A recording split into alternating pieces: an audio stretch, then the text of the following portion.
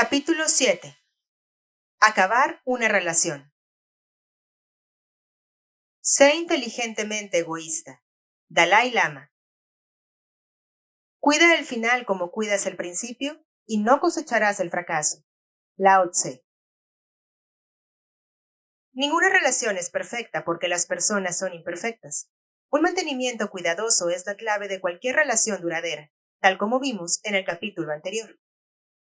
Los estragos que acarrea el final de un matrimonio o de cualquier relación estable deberían constituir un incentivo para que pusiéramos todo nuestro empeño en que la relación funcionase, antes de darnos por vencidos. Sin embargo, en muchas relaciones falla el mantenimiento o este es en extremo unilateral, y los vínculos que nos unen se rompen. Definir los límites del mantenimiento es una de las tareas fundamentales en una relación, pero una vez alcanzado o superado ese límite, los filósofos tienen mucho que decir sobre cómo se debe proceder. Janet. Cuando Janet vino a verme estaba sumida en una crisis personal, emocional y filosófica. Ella y su marido, Bob, caminaban irremisiblemente e infelizmente hacia el divorcio, según sus propias palabras, y Janet intentaba decidir si debía volver a casa esa noche o pasar el fin de semana en un hotel y pensar si finalmente dejaría a Bob para siempre. Ambos eran brillantes profesionales y de común acuerdo no habían tenido hijos. Vivían en una preciosa casa cerca de la playa, y con la suma de sus salarios disfrutaban de un estilo de vida bastante acomodado. Según me dijo Janet, Bob era un hombre extraordinariamente difícil de complacer, aunque ella intentaba darle todo lo que le pedía. Janet asumió la responsabilidad de ocuparse de la casa después de su larga jornada laboral. Cuidaba minuciosamente su aspecto, hacía ejercicio casi a diario y escogía la ropa con sumo cuidado para realzar su esbelta figura.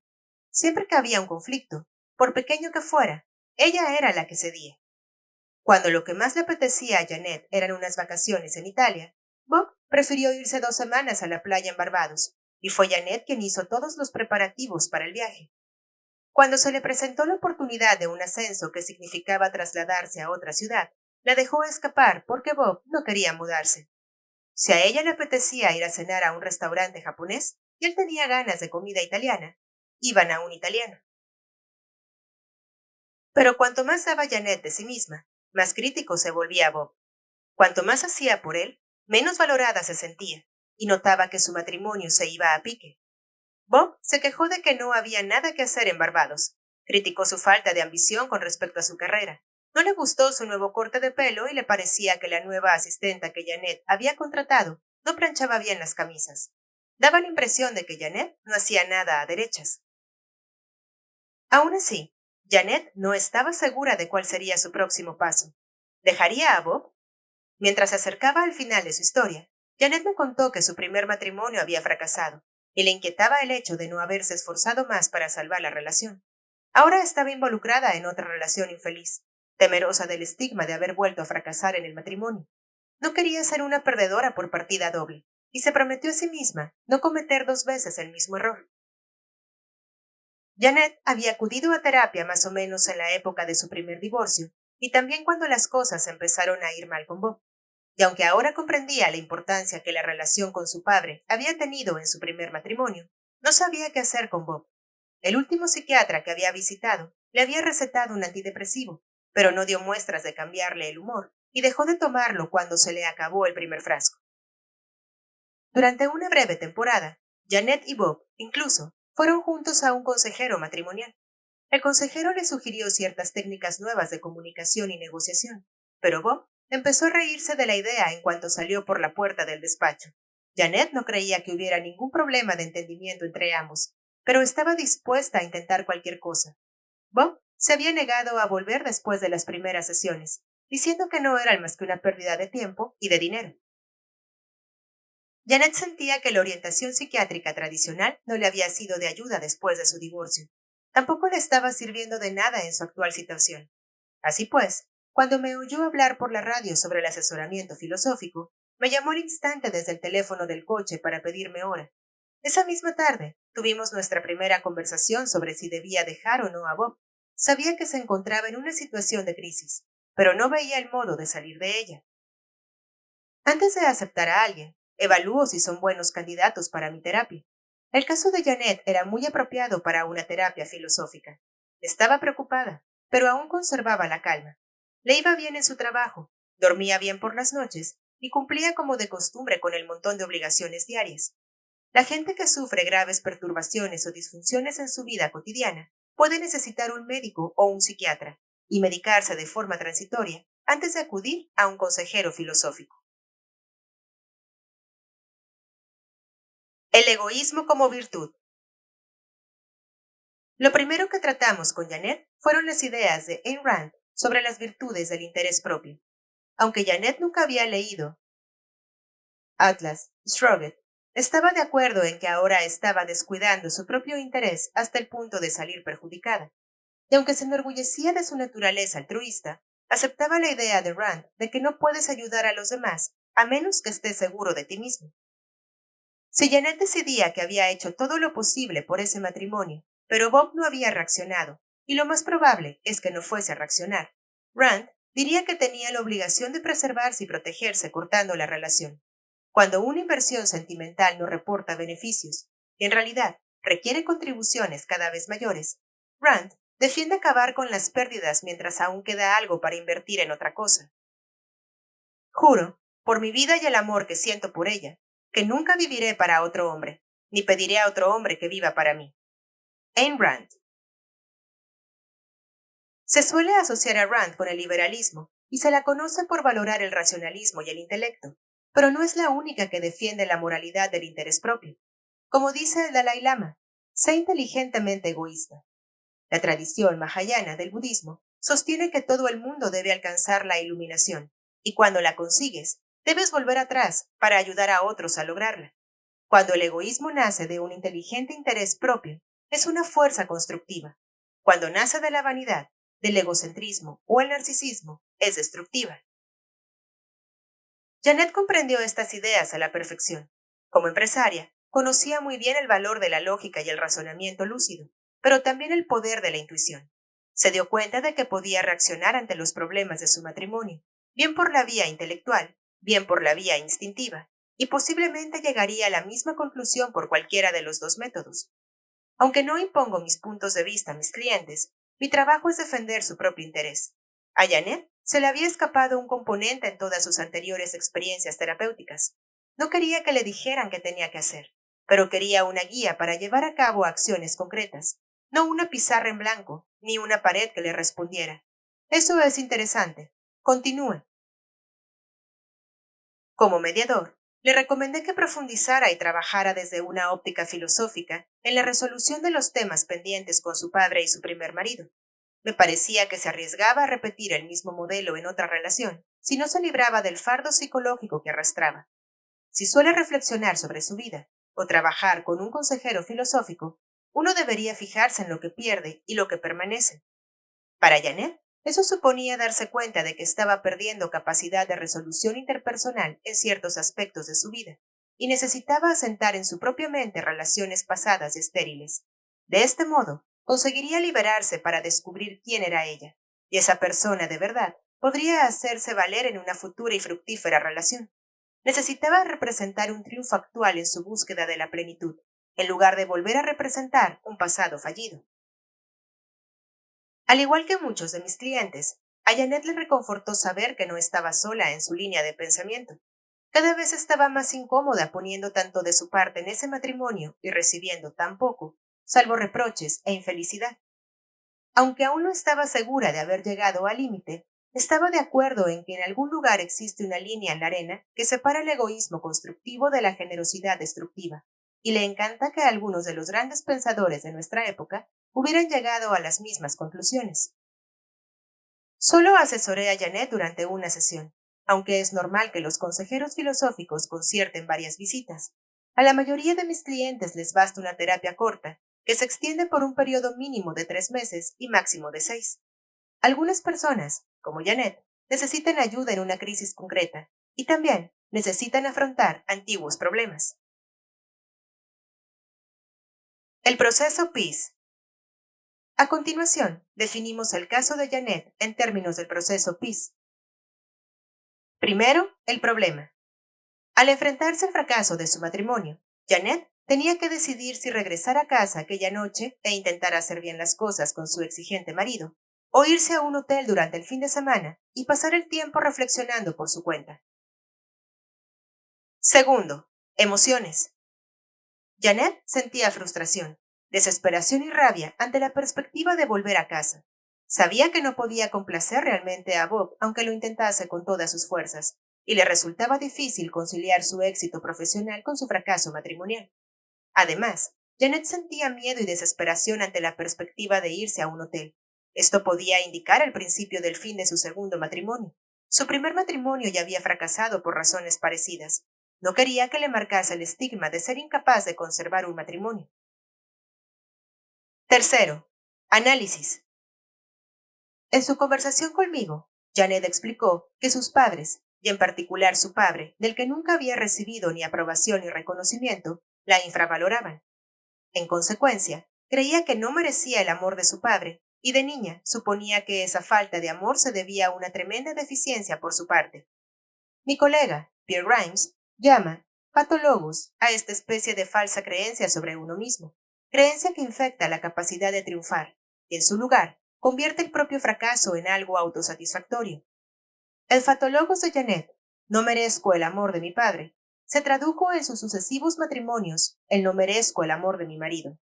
Su patólogos la llevaba a casarse con el hombre equivocado, y lo que es peor, a culparse a sí misma cuando el matrimonio fracasaba. Caía en la trampa que ella misma había ideado. Las dos vertientes del dilema de Janet, volver a casa o irse a un hotel, servían potencialmente para reforzar el patólogos. De cualquier modo, no recibiría el amor de su marido, y por tanto, se declararía indigna de él. El papel de Sócrates, tal como se recoge en el diálogo de Platón, Titeo, o sobre la ciencia, es el de una comadrona filosófica. Todos estamos preñados de ideas y necesitamos una comadrona para que nos ayude a darlas a luz. Pero la comadrona filosófica nos ayuda, además, a diferenciar las ideas que nosotros hemos concebido de aquellas otras, como efatólogos, que disfrazados de nuestras ideas, son en realidad unas impostoras muy peligrosas. Pero la mayor grandeza de mi arte es que puedo probar si la mente está dando a luz a una mera imagen, una impostura o un vástago real y auténtico. Cuarto, contemplación. Reconocer que sostienes falsas y destructoras creencias sobre ti mismo es una cosa, y sustituirlas por creencias constructivas y verdaderas es otra bien distinta. En general, no revocamos las convicciones hondamente arraigadas solo con conceptualizarlas de nuevo. Un patólogo se ve reforzado por la experiencia. El único modo de revocarlo es acumular experiencia de otra calidad, guiado por creencias constructivas sobre uno mismo, y sustituir el edificio de la autodestrucción, ladrillo a ladrillo, por el de la autoafirmación. Esto se cumple literalmente día a día, incluso hora a hora o minuto a minuto. El patólogo de Janet debía ser sustituido por una creencia como soy merecedora del amor de mi padre, pero él es incapaz de amarme debido a sus problemas, lo cual lo llevaría también a creer soy merecedora del amor de un marido, pero debo encontrar un marido que pueda amarme. Al ejercitar esta nueva idea, Janet sería capaz de atraer a un marido que pudiera amarla y la amara, pero el primer paso es siempre el más difícil y requiere valor. El patólogo se esconde como un viejo amigo y dejarlo atrás podría parecer una descortesía. En realidad, es nuestro peor enemigo y debemos abandonarlo si queremos llevar una vida plena. Quinto, equilibrio. Ahora Janet comprendía no solo que su impulso de irse a un hotel era para protegerse a sí misma, sino también que tenía todo el derecho del mundo de protegerse. Al estar algún tiempo sola, sin tener a nadie que le alimentara el ego en exceso, pero tampoco a nadie que se lo torturara, podría disfrutar del equilibrio de una deliciosa soledad, necesaria para reconocer su propia valía, y en último término atraer a quienes también la reconocieran. Al final de nuestra sesión, Janet me dijo que le había dado mucho que pensar y que ahora confiaba en su capacidad para tomar la decisión adecuada. Como mínimo, sabía que ahora le sería posible detener ese irremisible e infeliz camino hacia el divorcio. Tal vez ahora incluso se encaminara felizmente hacia él, aunque, desde todos los aspectos, la mejor opción es un matrimonio duradero, En determinadas ocasiones es preferible divorciarse por las razones correctas que seguir casado por las razones equivocadas. Cuando uno empieza a descubrirse filosóficamente, la vida puede cambiar. A veces, este cambio puede ser turbador y se requiere valor y decisión para llevarlo a buen término. No obstante, semejante desarrollo filosófico también conduce a una autosuficiencia filosófica, y esta actitud es la que permite ser realmente uno mismo. Eso es lo que Janet quería, y creo que lo ha conseguido. La historia de Janet nos brinda un interesante contraste sobre la de Nora, la mujer que quería acabar su carrera a pesar de las objeciones de su marido, que vimos en el capítulo 6. Ambas mujeres luchaban con hombres críticos y exigentes, que siempre estaban insatisfechos pese a los esfuerzos de sus esposas. Pero los distintos resultados demuestran que soluciones filosóficas diferentes pueden aplicarse a problemas parecidos, según las personas que estén implicadas. Todos tenemos nuestra propia perspectiva filosófica, y no hay dos personas que reaccionen de la misma manera por razones idénticas, incluso en circunstancias similares. Larry. Larry también se debatía sobre el posible fin de su relación. Casado con Carol desde hacía casi 25 años, tenía 2 hijos ya mayores. Había sido fiel a su esposa durante todos aquellos años y se enorgullecía del equipo que habían formado para educar y criar a sus hijos. Ambos tenían carreras brillantes, aunque Carol trabajaba desde casa y durante muchos años, a media jornada para pasar más tiempo con sus hijos. Larry respetaba a su esposa, pero ahora que sus polluelos habían abandonado el nido, encontraba que ya no tenían demasiado en común. Cuando Larry se acercó a Carol para hablar en serio sobre su compromiso, ella fue muy clara. Le dijo que no quería saber nada del tema y le sugirió que pagara a alguien por escucharle.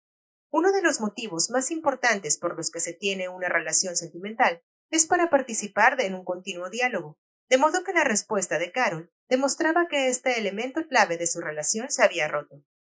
Un hogar no solo es donde está la chimenea y donde te cobijas, sino también donde la gente se interesa por lo que dices, se interesa por ti como ser humano, sin otras razones, y te valora por lo que eres. Larry nunca había ido al psiquiatra ni al psicólogo, e incluso le dolía la idea de mantener una terapia prolongada. Entonces acudió a mí, tras proponérselo a su esposa, simplemente buscando a alguien con quien hablar mientras pensaba en si debía dejarla. Definitivamente, no quería hablar sobre sus sentimientos, y mucho menos sobre su infancia o sus pautas de comportamiento. Como la mayoría de mis clientes, buscaba a alguien que pudiera ayudarle a articular su visión del mundo, es decir, su filosofía personal, y examinar sus elecciones para asegurarse de que las acciones que emprendía eran acordes a sus creencias y valores. Esa tarea no siempre es tan sencilla como parece. Larry y Carol eran ambos personas fieles y con principios, y se percibían a sí mismos moviéndose dentro de un marco ético responsable. No eran personas religiosas, pero habían formulado sus propios preceptos morales y los cumplían. Ahora, mientras Larry contemplaba la posibilidad de un final, el divorcio, que no tenía por qué estar en consonancia con sus principios, el matrimonio es un compromiso de por vida, se preguntaba a sí mismo si había llegado el momento de cambiar las reglas que tenía por absolutas. Cuando obedecer a ciegas una regla empieza a infligirte dolor, tal vez sea el momento de cambiarla. Los votos matrimoniales suelen ser hasta que la muerte nos separe, o sea, vitalicios, pero suponga que descubre, algún tiempo después de la luna de miel, que se ha casado con un psicópata o un sádico que le ha engañado arteramente y que puede hacerle daño de verdad o arruinar su vida. En ese peligroso caso, lo más probable es que mantener los votos del matrimonio le hiciera más daño que romperlos. Pensemos por un momento en un caso más trivial, cuando al discutir con un hermano o un amigo íntimo, uno espeta: no pienso volver a hablarle nunca más en la vida. Al cabo de poco tiempo, echará de menos a esa persona, que también le echará de menos a usted. Lo más seguro es que mantener la promesa de no volver a hablarle le cause más dolor que romperla, así que le llama por teléfono. El caso de Larry se encuentra entre esos dos extremos. Dos personas pueden compartir un matrimonio de ensueño durante varios años, mientras aún crecen como personas e intentan mantener sus promesas. Sin embargo, puede llegar el día en que se les quede pequeño, en cuyo caso, mantener el matrimonio sería más perjudicial que disolverlo. Si es solo un cónyuge el que se siente así, puede pasarlo realmente mal. Pero si ambos sienten lo mismo, que es lo más corriente, pueden conservar su amor y abandonar su matrimonio.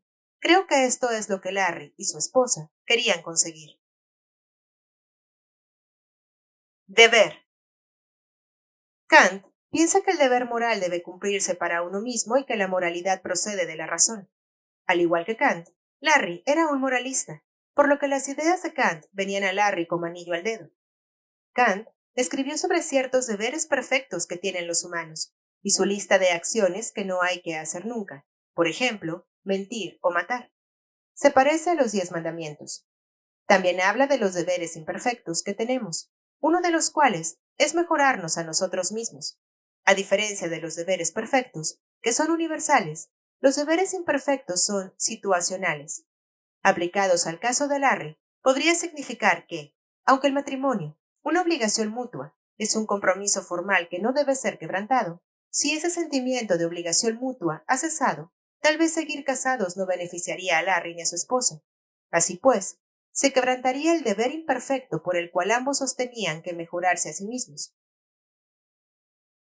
Asegurarse la propia felicidad es un deber, al menos de una forma indirecta. El descontento con la propia condición, bajo la presión de diversas ansiedades y en medio de deseos insatisfechos, podría fácilmente convertirse en una gran tentación para transgredir un deber. Immanuel Kant. La teoría de William Ross sobre los deberes de prima facie conduciría a Larry a conclusiones parecidas. Ross escribió que todos tenemos una lista de compromisos que a primera vista, prima facie, son igualmente vinculantes, pero en la práctica estos compromisos entran a veces en conflicto.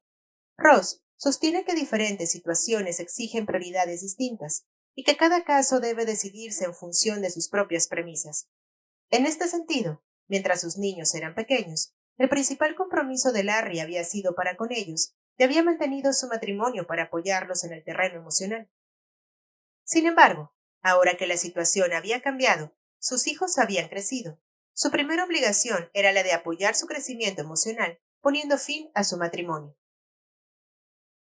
Cuando estoy en una situación, como quizá lo esté siempre, en la que me incumbe más de uno de estos deberes prima facie, lo que tengo que hacer es estudiar la situación del modo más exhaustivo posible, hasta formarse la sólida opinión de que, dadas las circunstancias, uno de ellos me incumbe más que cualquier otro. William Ross. Cambio. Si Larry hubiera sido más intuitivo, podría haberle hablado del Dao Jing. Al igual que el I Ching, este texto chino sostiene la premisa de que todo cambia y que para comprender el cambio debes comprender la naturaleza de las leyes, el camino que lleva hacia él. Otro de estos principios fundamentales es que siempre podemos elegir entre una manera mejor y otra peor de hacer las cosas. Lo ideal es que la mejor opción sea irreprochable. La culpa es un concepto crucial en la filosofía china. Desempeña un papel similar a la culpa en psicología y el pecado en teología. Si actúas sin tacha, no te haces enemigo si no tienes que perder el tiempo haciéndote reproches a ti mismo. De haber buscado ayuda en Dao de Jing, Larry tal vez hubiera decidido que él y su esposa podrían separarse, con lo cual cambiaban el compromiso de su matrimonio, pero se mantenían intachables. Las fuerzas que conservaban el matrimonio unido, básicamente compartir responsabilidades como padres y compartir obligaciones hacia el otro, ya no eran las mismas. Mientras les unió la de educar juntos a sus hijos, toleraron los aspectos menos satisfactorios de su relación. Comprender el mecanismo de estos cambios ayuda a revelar el acceso al mejor camino. Cuando las cosas llegan a su máxima fuerza, empiezan a declinar. Esto va contra el Tao. Lo que va contra el Tao pronto llegará a un final. Lao Tse.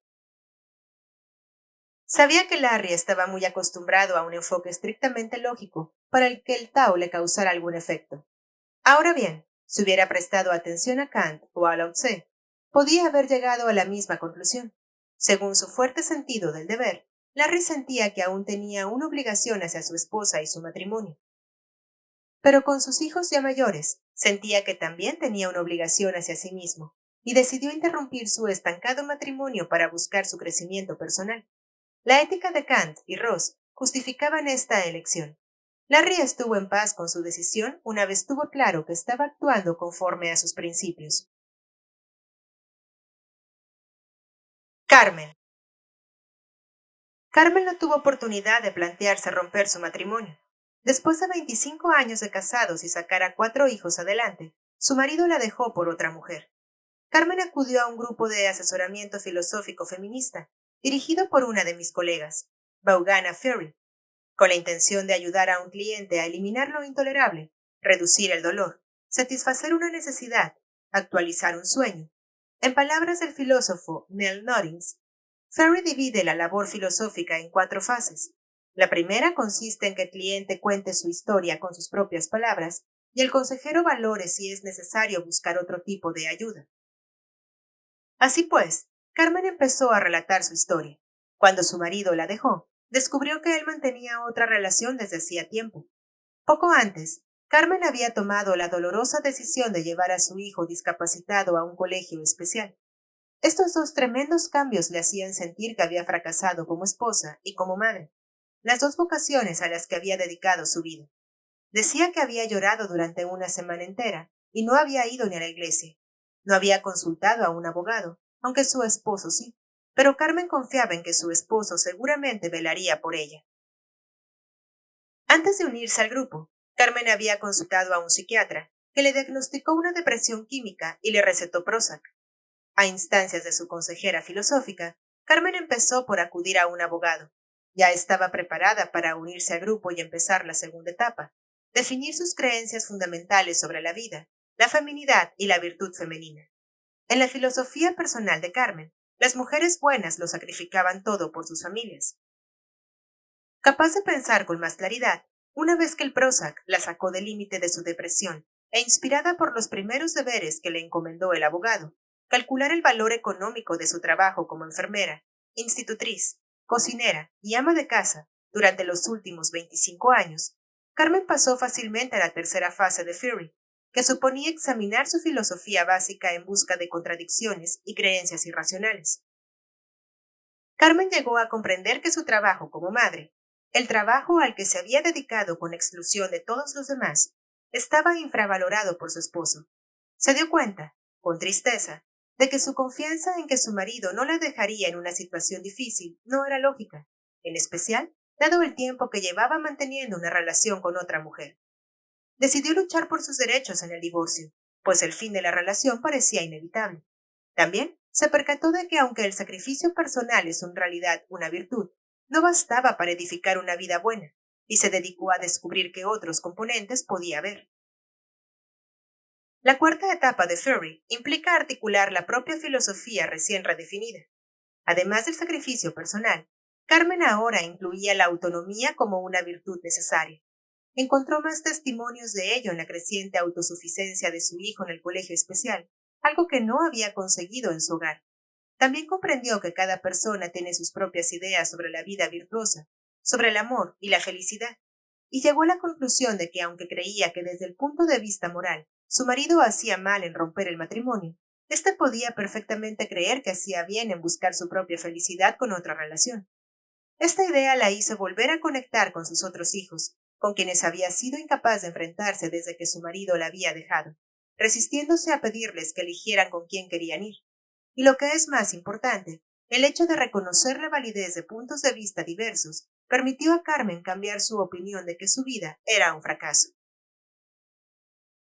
El principio requiere libertad de gustos y actividades, libertad para formular el plan de nuestra vida con el fin de que se adapte a nuestro carácter, libertad para hacer lo que nos gusta, sujetos a las consecuencias que pueden derivarse, sin impedimento por parte de nuestros semejantes, siempre que lo que hagamos no les perjudique, incluso aunque piensen que nuestra conducta es estúpida, perversa o equivocada. John Stuart Mill. Armada de este modo, Carmen consiguió un acuerdo de propiedad y una pensión favorables, que reflejaban el valor monetario de su trabajo doméstico. Aunque tenía cierta seguridad económica, ejerció su autonomía entrando a trabajar en una compañía de seguros, lo cual le permitió utilizar lo que había aprendido cuidando a su hijo discapacitado para ayudar a familias en situaciones semejantes. Con el tiempo, volvió a la universidad para cursar estudios de graduado social, con el fin de desarrollar más ampliamente sus capacidades para ayudar a estas familias. Seguía sosteniendo como creencias primordiales las virtudes femeninas por tradición, pero ahora tenía una perspectiva más amplia, sobre cómo aplicarlas sin perderse o abandonarse a sí misma en el proceso. Tras el fin de su matrimonio, que consideraba sagrado, experimentó una desazón y una rabia justificadas, pero se dio cuenta de que a pesar de que no había elegido concluir la relación, el rumbo del resto de su vida sí que era de su elección.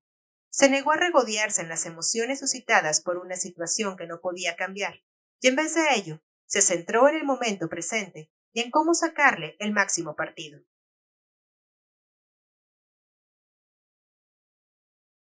Joan. Joan acudió a mi colega Harriet Chamberlain diciendo que su matrimonio había acabado, pero que se sentía atrapada en él porque dependía económicamente de su marido. Dijo que estaba decidida a salir a buscar trabajo. Unos años atrás había abandonado una productiva carrera para quedarse en casa con sus hijos, y por tanto, abrirse una salida realista de la relación. Pero cuando, con la ayuda de su consejera, elaboraba la lista de opciones, volver a trabajar a jornada reducida o completa, regresar a la universidad, prepararse en otro ámbito diferente al que trabajaba antes, Joan las iba diseñando una tras otra. No tenía la suficiente confianza en sí misma como para buscar un trabajo. No tenía tiempo para asistir a clases. Se le iría la señora de la limpieza. No tenía experiencia laboral reciente para incluir en su currículum y nunca encontraría el trabajo que ella quería. Pensara lo que pensase, se sentía atrapada. Encontró razones para demostrar la imposibilidad de cada salida, cualquiera que ésta fuera. Su consejera filosófica le insinuó que estaba atrapada en su matrimonio, pero no por su marido ni por su dependencia económica. Estaba atrapada en la jaula que ella misma había construido. Liberarse de la creencia de que no hay libertad es en realidad ser libre. Martin Buber. Su consejera abordó el existencialismo con Joan porque enfatiza el reconocimiento y la actualización de la libertad y la responsabilidad personal para crear una vida plena y llena de significado. Según Jean-Paul Sartre, enfrentarse a la propia libertad existencial puede producir ansiedad, y ponerla en práctica requiere conciencia de los obstáculos que aparecen en el camino y comprender que es uno mismo quien los pone. Sartre llama mala fe a las restricciones que nosotros mismos ponemos a nuestra libertad. Un hombre nada puede desear a menos que antes comprenda que solo debe contar consigo mismo, que está solo, abandonado en la tierra en medio de sus infinitas responsabilidades, sin ayuda, sin más propósito que el que él mismo se fija, sin otro destino que el que él mismo se forja en la tierra. Jean-Paul Sartre. Joan era la imagen misma de la mala fe, pero una vez se le hizo ver que ésta implicaba en su propia situación difícil, enseguida encontró el valor para aceptar su responsabilidad y su libertad. Con el pensamiento crítico, empezó a derribar los muros que había levantado a su alrededor para encerrarse en una vida que no la satisfacía.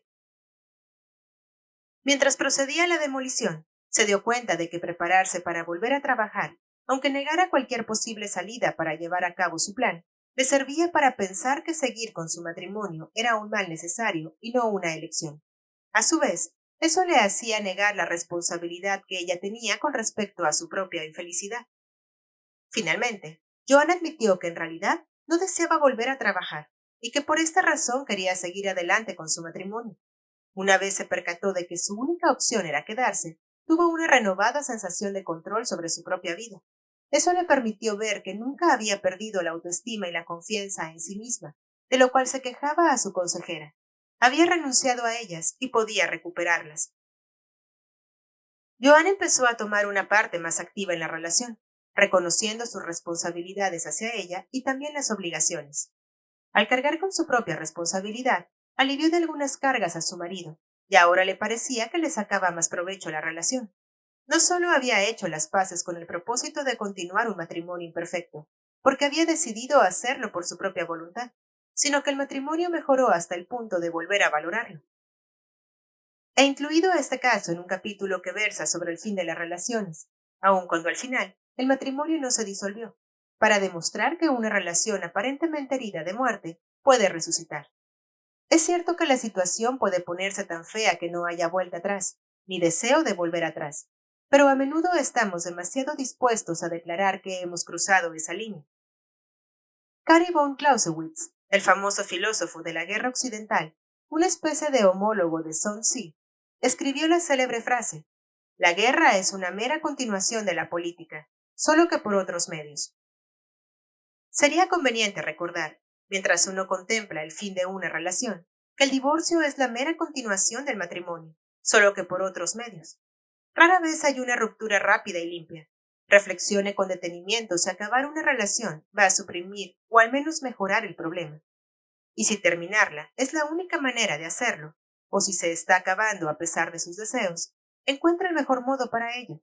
Una vez esté seguro de que lo ha encontrado, proceda de la manera más irreprochable que pueda.